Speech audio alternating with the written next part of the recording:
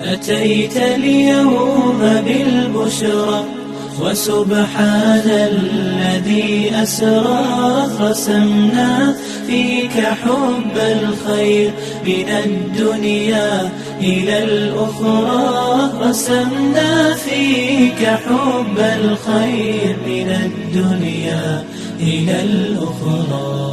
رعاك الله يا رمضان وفاح